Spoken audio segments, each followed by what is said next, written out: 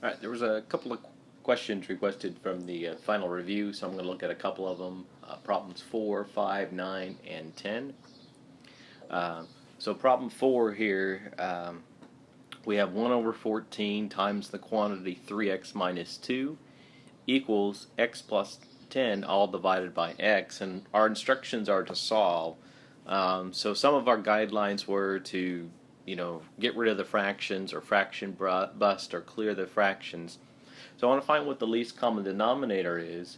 I also have an x in the denominator down here, and if x is 0, that's going to give me a 0 in the denominator, so I'm going to exclude 0 as a possibility.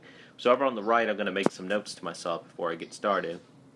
So I'm going to note that x can't be 0, and then the LCM, or the LCD, is going to be 14x. So there's the 14 and there's the x. So the LCM of 14 and x is 14x. Alright, following the golden rule of equation solving, anything we do to one side, we do to the other. So we're going to multiply both sides of the equation by 14x. 14x is the same thing as 14x over 1, which makes it a little bit easier when you're multiplying the fractions.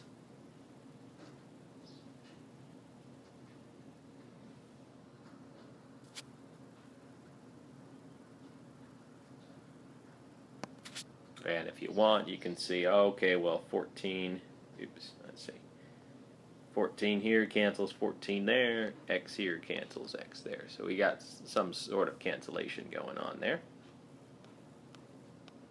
Okay. So the 14's cancel out, and we have x times the quantity 3x minus 2. And then the x's cancel out on the right-hand side, and we have 14 times the quantity x plus 10.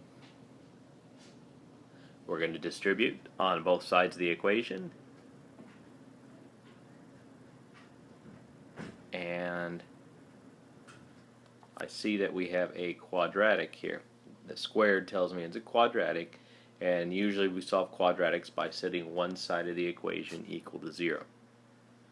So we're going to subtract 14x from both sides, and we're going to subtract 140 from both sides.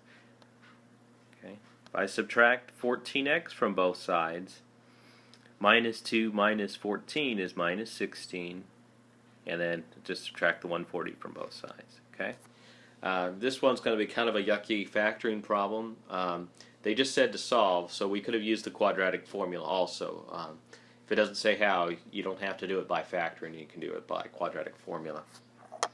So we're going to look for a product of 3 times 140, which will be 420, and has a sum of minus 16. So there's going to be a bunch of factors, and what I do is I just kind of go through. I do 1, and then I try 2, and 3, and 4, and 5, and 6, and 7, and I've tried all of those. Just one goes into 420 times, 2 goes into 420, 210, 3 goes into 420, 140 times, and I'm just going down the list trying the numbers.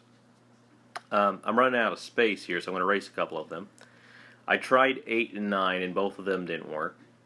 I have 10 and 42, 12 and 35, so I skipped over 11 and 13 because those both didn't work. And I get 14 and 30. And that's by winning combination. So I had to do a lot of work for this one. But it's the same procedure. Alright, so my winning combination is a 14 and a 30. So we need a negative 13 and a positive, a negative 30 and a positive 14. Okay, and then I'm going to go ahead and rewrite this on the next slide because not enough room here.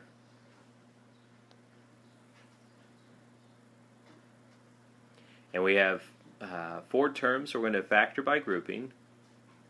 We'll group the first 2, and we're going to take out the greatest common factor. So 3x squared and 14x, the greatest common factor there is just an x. And then the negative 30x and the negative 140 have a 10 in common, a negative 10. Some of you might have called this the hallelujah moment. There you go. You have your 2 like factors, so we can factor out the 3x plus 14, sorry. X minus 10 equals 0. And so one answer is negative 14 over 3. The other one is x is 10. And this is the one we had on the solutions. They're actually both good answers, so it looks like I forgot to add one of the solutions on, but they are both good answers. Okay? So, clearing the fractions, what are you left with? Is it a linear or is it a quadratic? If it's a linear, you isolate the x. If it's a quadratic, set one side equal to 0. Try to factor. If it doesn't factor or you're having a hard time factoring, then you can use quadratic formula. Okay, number 5 was another rational equation, so it's got some stuff in the numerator and the denominator. So I'm going to make some notes to myself. I'm going to note, what are the restrictions on the x, so we can't divide by 0. So for the x minus 2, I can't be 2. So if I plug 2 in here, I'm going to get 0. And if I plug 0 in, I get 0 here, so those are 2 restrictions. I'm also going to note on the equation or the expression on the right is if I factor it, I get x minus 2. So I've already taken care of the restrictions. X equals 0 would make that one bad. X equals 2 makes this one bad, or makes it 0. Okay? And let's see. So for our LCM, we need an x and an x minus 2. So I have both of those in the denominator on the right. So my LCM is going to be x minus 2. So that's what we're going to do. We're going to multiply both sides of the equation by x minus 2. I'm going to put parentheses around the 3x plus 2 because I'm doing multiplication. So each term on both sides of the equation gets multiplied by the LCM.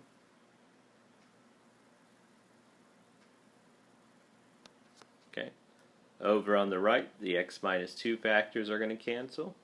Or I'm sorry, on the left. And then an x and an x cancels on the second term.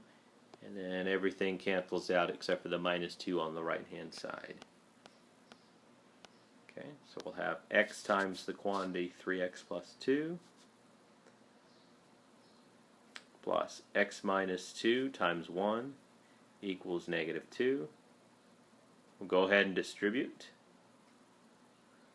and combine like terms. Now notice if I add 2 to both sides, those 2's are going to go away. So 2's are gone.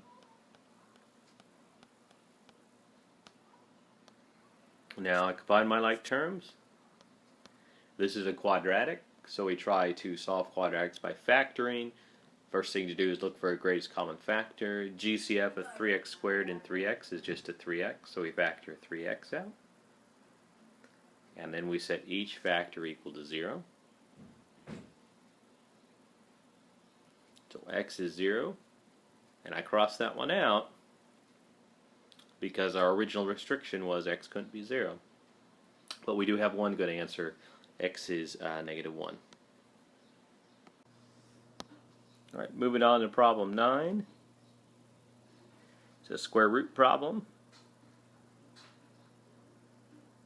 I'm going to make a note that the radicand cannot be negative, so we need to set it greater than or equal to 0. And it turns out that this doesn't always get all the bad solutions, so you're always best off checking to make sure your solutions work at the end. But this is helpful in ruling out some solutions, but it's always best to plug it back in and make sure it does in fact work. So kind of the guidelines if we have a radical is we want to isolate the radical. So we're going to add 6 to both sides, isolate that radical. And we have 4x plus 5 under the square root equals 2x minus 5. To undo the square root, we'll square. And then down below I'm going to do the busy work of reminding everyone how to FOIL. Okay. So 2x times 2x is 4x squared. 2x times minus 5 is a minus 10x. Minus 5 times 2x is a minus 10x. Minus 5 times minus 5 is 25. Combine your like terms.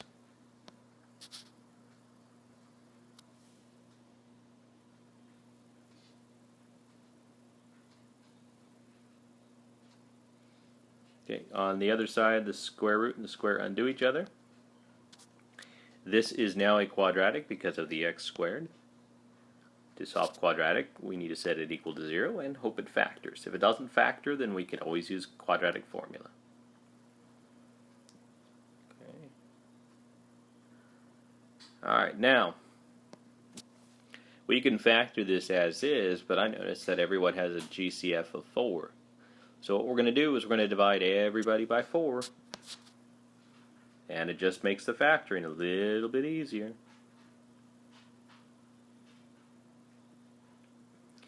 Alright, so we need, let's see, product of 5 and a sum or difference of -6. So 5 only has factors of 1 and 5. If they're both negative, their product is positive 5. And -1 plus -5 is -6.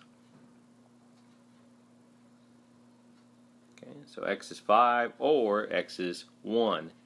Now, when I go back and check these, the 5 is going to work. If I plug it into the square root, I'll have 4 times 5, which is 20, plus 5 is 25. All of that's under the square root, so the square root of 25 is 5. And then we subtract 6, and we get -1. That's on the left side of the original equation. Now if I plug 5 into the right side of the equation, I have 2 times 5, which is 10, minus 11, which is -1. So I get -1 on both sides, so that's good. So 5's definitely good. Now if I try 1, plug 1 in, I have 4 times 1 is 4, plus 5 is 9. Square root of 9 is 3. Subtract 6, and I get -3. If I plug 1 into the other equation, I have 2 times 1, which is 2, minus 11, I get -9. So I get -9 is equal to -3, and that's not true. So we say x equals 1 is not a good solution. All right. One more. X squared minus 4x equals -2. This is a quadratic, so we're going to set it equal to 0. And the first thing we'll try to do is to factor. So factors of 2 are 1 times 2. So they have a difference of 1 and they have a sum of 3. That's not going to give us to the -4. If that happens, then we have to use the quadratic formula. So we should identify the a, the b, and the c. And we'll write out the quadratic formula. So -b plus or minus square root b squared minus 4ac all over 2a. And then we'll plug in all our pieces. Remember, there's a negative sign that comes with the formula right here. So we have -b, which is -4, plus or minus -4 squared minus 4 times 1 times 2.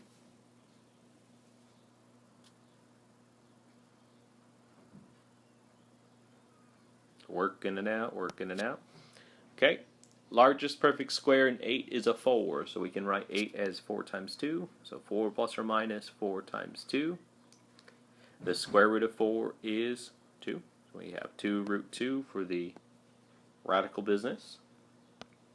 Okay, split that fraction up into 2. And reduce. And that's it.